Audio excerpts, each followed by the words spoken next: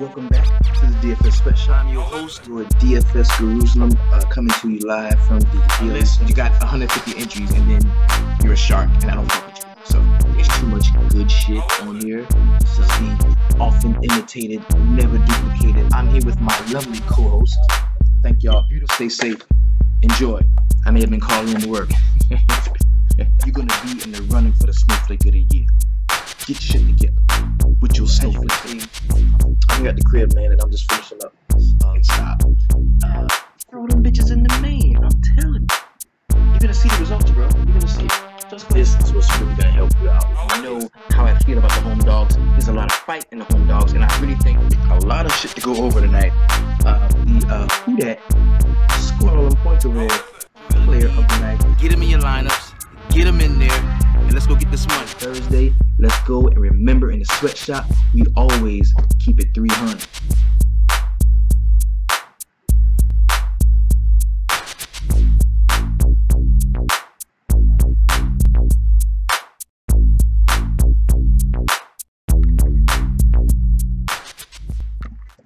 What is we're gonna really chop this slate up, okay? That happens. That's a plus. That's pretty decent. And we're going to look at the way the week is going to be shaping out for us from an NBA standpoint. So today we've got 8 games, really nice 8-game slate. What I like about these 8-game slates is it's not big enough to where we can't, as a group, as a unit, as a team, cover all of our bases, but it's not so small that a shark can too. You see what I'm saying? Like, the slate is just big enough to where they're gonna have to really max enter to really keep up with us.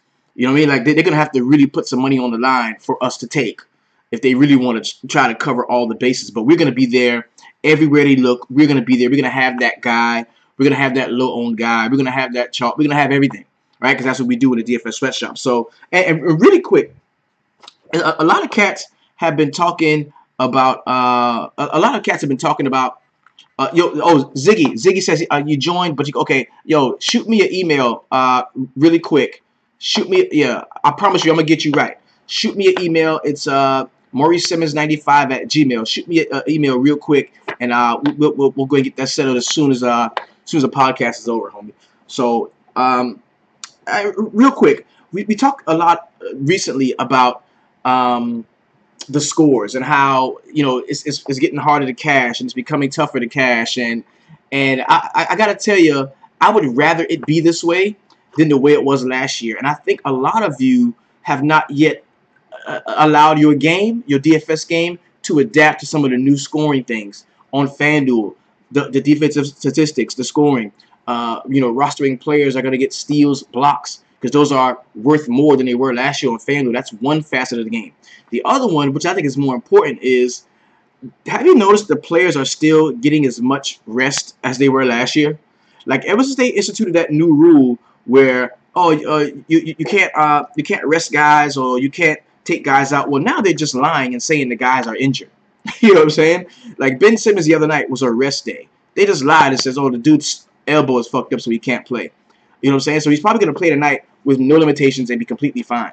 So, and what that is doing now, last year when they were doing this, it was spur of the moment, moment's notice. Oh my God, dude's out, right? Dude just resting, he's out. And what that did was that knocked out certain sections of the field in your tournaments, in your cash games or GPPs or whatever it may be. Well, now everybody kind of knows that these guys are out, so the value is there for us to look at and to bounce, flip, and turn and really dig into. The value is there like early in the day, whereas a lot of times last year, man, the last couple of seasons, we didn't know a dude was out until the tip off. The ball was already up in the air, and then oh my God, what the fuck is the dude at? The dude's not playing. So I think them making those rules, the NBA making those rules, have kind of made it a different play, and that's why the chalk is blowing up. The chalk is blowing up. This year so far, like, the chalk has been going ham, and I think it would behoove us to dedicate some time to separating the good from the bad chalk. Separating the good from the bad chalk, because you still have that section of people that no matter what are automatically always going to play the guy who steps in for the guy who's injured. Like, people are just going to go to that guy automatically, and we already know that that is just not the case all the time. A lot of times when a guy is injured, it benefits the players that are already on the court, on his team and on the other team. And we're going to talk about some of those, especially once we get into the line drive at 5:30 when we chop that up and we build our lineups for the day. So, really quick, just and that's just my thoughts. That's what I'm thinking about, you know, as I play. Because I don't know how anybody that was with us last year was not 100 or at least close to 100% TJ McConnell. I don't know how you weren't. And he's priced at 4.7 a day. So if we find out that Ben Simmons isn't playing, I mean, it's a no-brainer play. There's going to be a core 5 because TJ McConnell is going to be one of those guys that can just jump into the slate. We're gonna talk about, you know, as far as the week shapes out. We've got an 8-game slate tonight. We do have a couple of nationally televised joints, I believe. Yeah, we got Dallas and San Antonio is on NBA TV. So those nationally televised games kind of helps you out when you look at, you know, games that are going to be highly watched. People play different when they're on national television. That's just what it is. The only game we got national televised today is going to be Dallas and San Antonio. Then Tuesday we've got a 5-game slate. 5 games. We got Miami, Cleveland. That's gonna be the first game on the slate. Pretty good one there. And then we've got Denver, Utah, which is gonna be a national televised game over on ESPN. So that's a 5-game slate Tuesday. Then Wednesday we got a nice 10-game slate on Wednesday. And the first game that's coming on television is gonna be Washington, Philadelphia. So we're gonna get Philly. That's a pretty nice one right there, man. If everybody is good, well, we already know that John Wall's gonna be missing a couple of weeks, so he's not gonna be in. But this could be a nice one, man. Then the second national televised game on this 10-game slate is Golden State and the Lakers. So that's a pretty solid slate there. Then on Thursday, we got back to 5 games. We do have the Sixers there. The Sixers are on TV all the time, bro. The Sixers are looking good. People are loving the Sixers, man. So we got Sixers in Boston here. And then we've got Milwaukee, Portland is the televised game there. And then on Friday, December 1st, first of the month, we got a big 10-game slate. Excuse me, a big 8-game slate on Friday. Charlotte going to Miami. That looks pretty good. Then we got Minnesota, Oklahoma City is the 8 o'clock game on NBA TV. And there's no late joint. The last game's at 9 o'clock with the Pelicans going to Utah. Then on Saturday, we do have a pretty solid 8-game all-day slate. But the late joints, it's going to be 5, man. Memphis and Cleveland.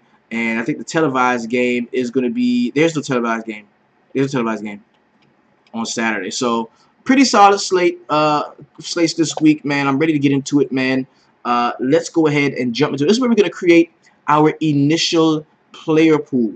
We're going to create our initial player pool right here, right now.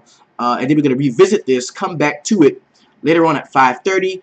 And we're going to be building our lineups. The first game we've got is going to be Orlando Magic going to Indiana to take on the Pacers. A lot of injury stuff in this spot. First thing is going to jump out to you.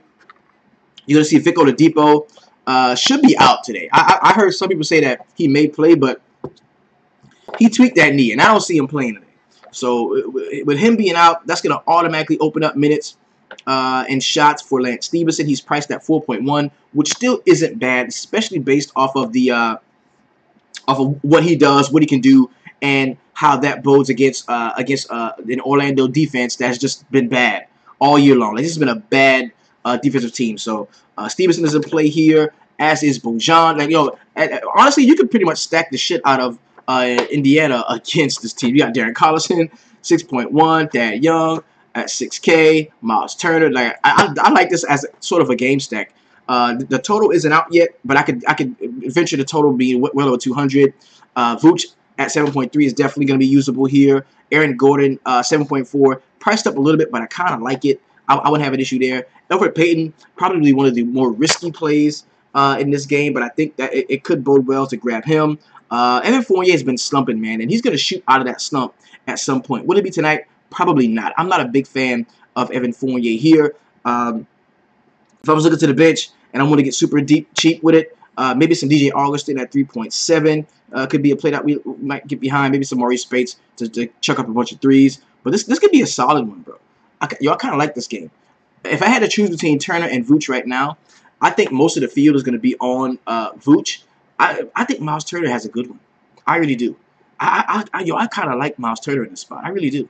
Next game we got is going to be the Cleveland Cavaliers going to Philadelphia to take on the Sixers. Joel Embiid should be good to play. This is another spot we're talking about because the game time decision tag is still on Ben Simmons. He's got that elbow inflammation. Of course, Fultz is out, Justin Anderson is out, so this is gonna add more minutes for guys like Jared Bayless. Of course, TJ McConnell, who should be maybe in a starting role if we don't see Ben Simmons. If Ben Simmons plays, I don't like him. If he does play, I just don't. If Joel Embiid, I don't like Joel Embiid either at 10.4. I don't want to pay that much for Joel Embiid. Not in a matchup against the Cleveland Cavaliers. And the funny thing is, traditional style centers usually don't do very well against Cleveland because they'll switch, man. They'll switch and get LeBron on them. And if they continue like every time down the court, they switch. Love switch with LeBron, and LeBron gets Joel Embiid on him. LeBron's gonna run by Joel Embiid, so they take Joel Embiid off of the court. Like not Joel Embiid, but I'm just saying any center. And we thought that was going to happen last time against Dwight Howard, but they stuck to their guns, left Dwight Howard out there, and it kind of hurt them in the end because Cleveland did beat them based off of the LeBron switches. So don't really love Embiid here. I think Robert Covington at 6.5 is very playable. And I do like Embiid on FanDuel because he's priced less on FanDuel than he is on DraftKings. I think the price on FanDuel is 9.7. And anytime I get a player of that ilk that is cheaper on FanDuel than he is on DraftKings, that just screams value to me and a guy that I can definitely use, right? The one problem is on FanDuel is at the center spot, you get one shot, one kill. So if we find out that Porzingis is out and everybody's going to be rushing over to play Kyle O'Quinn, it really doesn't mean, that much if O'Quinn has a great game and you play Joel Embiid at 9.7. You know what I mean? So Redick, 5.1 looks to be usable to me. Dario Saric, man, 5.2. He looks playable. He is like a Kevin Love, a poor man's Kevin Love. He's like Kevin Love light. The only thing is he doesn't get injured much. But he can shoot the ball. He can rebound. At one point last year, man, the dude was 7K, approaching 8K. So at 5.2, in this spot, in this situation where I think Joel Embiid can be neutralized, I do want to take a shot at Dario Saric here. I'm going to add him to my player pool. On the other side, LeBron James, of course, bro. LeBron James is in play, 11.4. Yo, this is a good Philadelphia team, especially if we get Ben Simmons, and especially at the crib. If we get all these guys playing at home, this game could be fairly close. Like, this game does not have to blow out at all. So, Love at 7.5 looks to be usable. Jake Crowder, no for me. Maybe some J.R. Smith at 4.1. He could get hot and stroke a few. D. Wade at 5.4 looks to be somewhat usable. Next game we got is going to be the Detroit Pistons going to Boston to take on the Celtics. Kyrie Irving, 8.2. Yes, check please. Yes, check please. All right. Al Horford at 6.9. I like the discount you get on Horford here. And I think that's going to put him in play for me, man. We just saw this Detroit team get blown completely out the gym by the Cleveland Cavs, man. And it's a 199-point total with the Boston Celtics being a 6.5-point favorite at the crib. So you may want to temper your enthusiasm about playing a ton of catch from this game. But I do like Tobias Harris at 6.1. Think he's a solid option. Reggie Jackson at 5.6. He's just so cheap in this spot. And there is a narrative going on here with Avery Bradley going back to Boston. His first time back to Boston after the trade. And I can tell you, Avery really loved playing in Boston. But I don't think it would be different if Isaiah was still there. Like, that team looks a lot different from Avery Bradley's team. It's not like he's going back and playing against all of his old teammates and the guys that he was really tight with and all that. It's not really like that. Jason Tatum is a rookie who we never played with. Jaylen Brown was a rookie last year who he played a minimal amount of time with. Horford came from Atlanta. Didn't really know him, play with him a lot. Kyrie Irving is the guy that they traded, mixed all that shit up for. So I'm not really buying like the Avery Bradley big time revenge narrative, but I am buying the fact that he is comfortable shooting the ball in Boston. He is comfortable shooting the ball in Boston. He knows the layout of the lane. He knows the snack guy. He knows the people at the concession stand. He knows the towel boys. Like he is familiar and comfortable in this spot, and for that reason, being one of the better on-ball defenders in the league, and I think going to see a lot of defensive usage in Boston. I think at 5.7, we can consider him as a play here. I definitely think so. Right? I don't like that narrative. A-Brad needs at least 20 points. I don't see that tonight. I'd rather roll the Marcus Morris narrative. Well, and for me, the whole narrative thing is like whatever. I'm not big on like revenge, like because I don't think he's upset with the Celtics. I don't think he's upset with the Celtics. The guy's a shooter, and I think in Boston he's comfortable shooting the ball. That's why I kind of like him. I think he gets his first couple of shots going down. Could be a solid night for Avery Bradley and Marcus Morris. It's different if they were going to Detroit. It'd be different if they were. That would be the difference. Plus, he might not even be playing. He's priced at 4.8. Marcus Morris, that is. So those are the guys I like. All right, Tobias Harris, Reggie Jackson is playable. Avery Bradley, Drummond could go ham in this spot, but I would generally play the power forwards, man. Rebounding against the Boston Celtics. We're gonna look at Drummond though. 8.4 is not a horrible price for Drummond. We can look at Drummond here. All right. Next game we got is going to be the Portland Trailblazers and my New York Knicks. Of course, Damian Lillard is going to be in play in New York. 8.8, very solid price. Yo, I don't foresee. I just don't think that people are going to play a lot of Damian Lillard today. I really don't, and I think that's going to be a mistake, bro. I like big game Dame in New York. Yeah, I like him. He might go off tonight. Dame is in play for me. Nurk is in play. I like C.J. McCollum at 6.9. That's a very good price on C.J. McCollum. Evan Turner off the bench at 4K. It looks to be usable, but I'm not a big fan. I'm going to highlight him and throw him in the player pool just to see what everything shapes out as.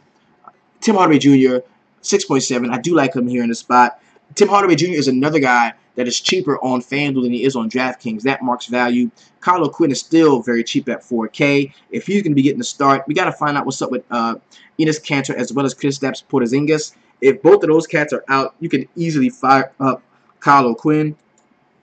And the Portland Trailblazers are not very good on ball signing. They're not very good on ball defenders in terms of perimeter play. So Mike Beasley is still cheap at 3.7. You might be able to use him as well as Frank Nitti at 3.6. Kind of like that. Courtney Lee too looks to be in play as well at 4.7. And this is provided those injuries are there. Provided there's no Kanter. Provided there's no Kristaps. The points got to come from somewhere, and I think any number of these guys can really get it in. So next game we got is going to be the Brooklyn Nets and the Houston Rockets. It's a 229-point total with a 16-point differential, right? So everybody's saying, oh, this game's going to blow out. It's going to blow out. It's going to blow out.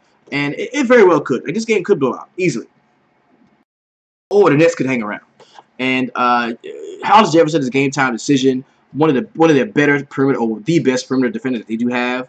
Allen Crabbe, back tightness kept him out of yesterday's games. So it's a good chance that he may sit out tonight too. This is going to open up the door for me for cats like Trevor Booker at 4.6. DeMar Carroll at 5.7 looks to be in play here. Spencer Dinwiddie is just too expensive at 7.3. I just can't get there. That is too costly. Then you got Joe Harris, who's priced at 3.6, and we love to play those shooting guards / small forwards against the Houston offense. And remember, man, this is Mike D'Antoni, man. They are going to run. They're going to run and gun. So that's a lot of possessions for either side. So James Harden is definitely in play for me here, as is Chris Paul, just not on the same team. Love Capella at 6K. Capella can be like a Corey guy, a pretty Corey guy. The homie says he likes Karis LeVert here at 4.3. I can dig that. I can dig Karis LeVert here. I really can.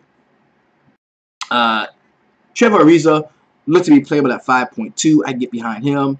Eric Gordon, 5.2. Yes, for him. No Ryan Anderson for me. And don't really love too much else on the Houston side. The next game we got is going to be the Dallas Mavericks going to San Antonio to take on the Spurs. And I can tell you, well, we get Tony Parker back today. And if that doesn't help set up LaMarcus Aldridge some, and it's funny because none of these point guards really ran away with the team. Like, both of these point guards, Patty Mills and DeJounte Murray, made a case for why Tony Parker should come back and get 20 minutes a game. Like, none of them like really separated themselves, and I really thought that DeJounte Murray was going to be the one to do that.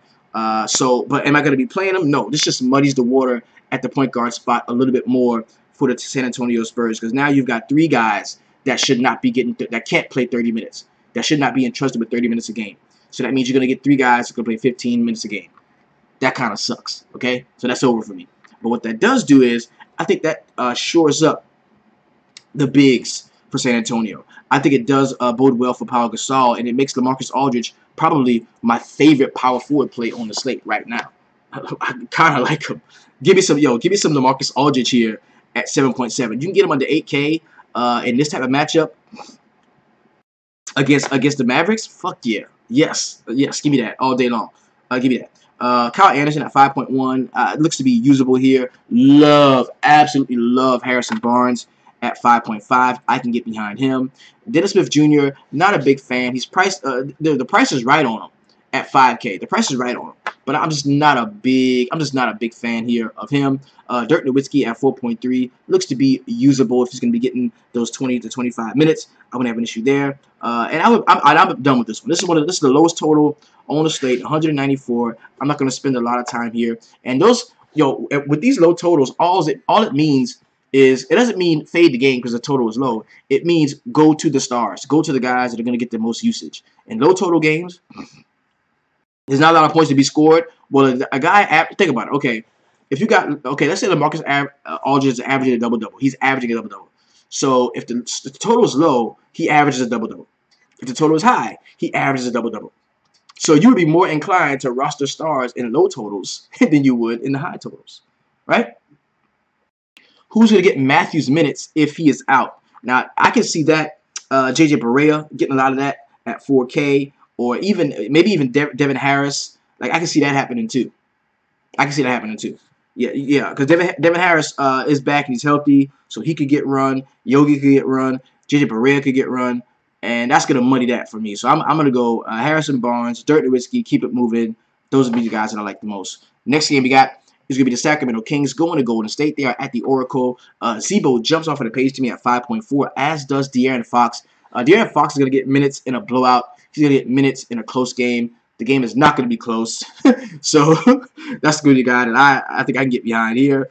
Willie Cauley-Stein at 5.1, coming off of the bench, could be a very solid play, as is the homie on the other side.